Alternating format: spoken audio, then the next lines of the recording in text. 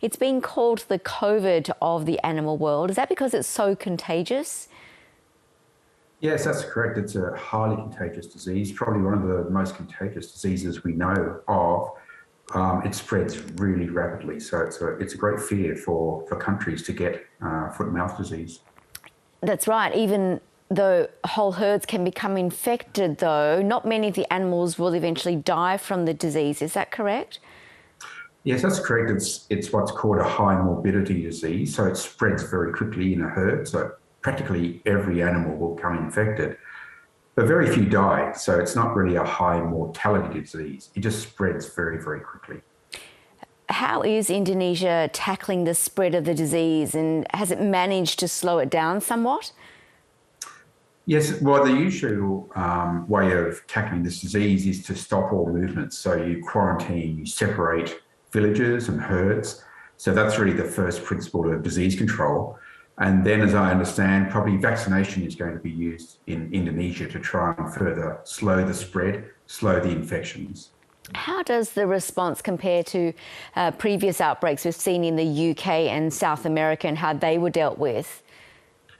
Well, they were a little bit different. If you remember, way back in 2001, foot and mouth disease entered the United Kingdom.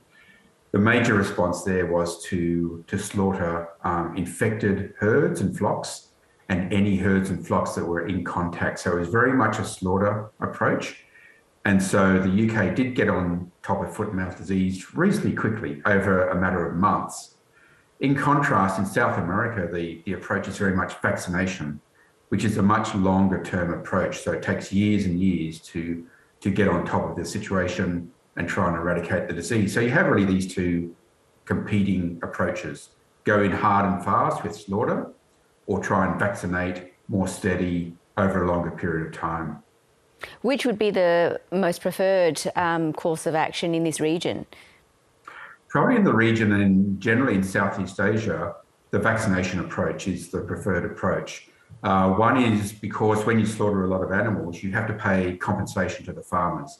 And that's what's often missing in these control programs, paying the farmers a fair price for their animals. So generally, vaccination is the preferred approach. And Michael, how is Australia helping Indonesia deal with the outbreak, and when do you think we'll start to see results from this assistance?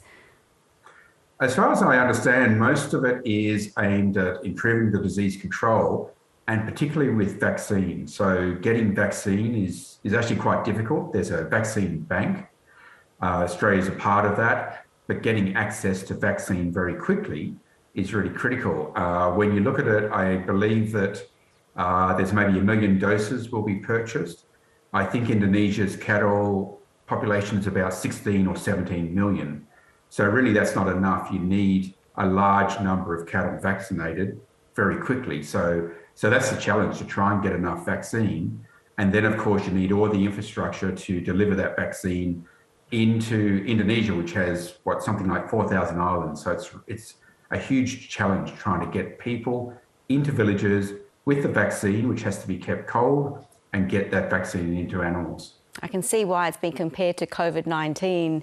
Absolutely. Do you think, Michael, that we could see an outbreak here in Australia, and how soon might that be? Well, we feared foot and mouth disease for a long time. It's been our number one priority in terms of exotic diseases. We haven't had an outbreak that we know of, certainly in the last century or even more. The risk sort of ebbs and wanes. It depends on other countries. So, for example, now we have foot and mouth disease right on our doorstep, so very close. That increases our risk of what it was before. So the risk is increasing, I think. Australia's Agriculture Minister has highlighted the risk of bringing in packaged food. How can foot and mouth travel here in processed meat and pose a risk to our livestock here? Well, one of the reasons foot and mouth disease virus is so feared is because it's so resistant. So it just survives for a long time, and it will survive in meat and in milk. It can also survive in wool, for example. It will survive in the dirt on people's shoes, car tires. It is very, very resistant. So if someone's mailing illegally some meat into Australia, and that meat finds its way onto a farm and animals consume it, and that would be likely pigs, you could get infection occurring. But just to clarify though, meat and milk from infected livestock are considered safe to consume by humans? That is correct, yes. It's considered safe. Well, FMD is not the only infectious disease that seems to be moving closer to Australia either. Yeah, it's quite, I guess, almost ironic. We've had two other major diseases in the last 2 years moving into our region. So we've had African swine fever, which began in 2018 and spread from China all the way down to Timor-Leste and Papua New Guinea. So that's a feared disease of pigs. And then we've had a disease called lumpy skin disease, which also affects cattle and buffalo. And just in the last year, that's also spread into Indonesia. So in the space of 18 months, we've had 3 of the worst animal diseases in the world have just suddenly appeared right on our border. So that's a real concern. It is a concern. Michael Ward, thanks so much for sharing your knowledge with us. Thank you.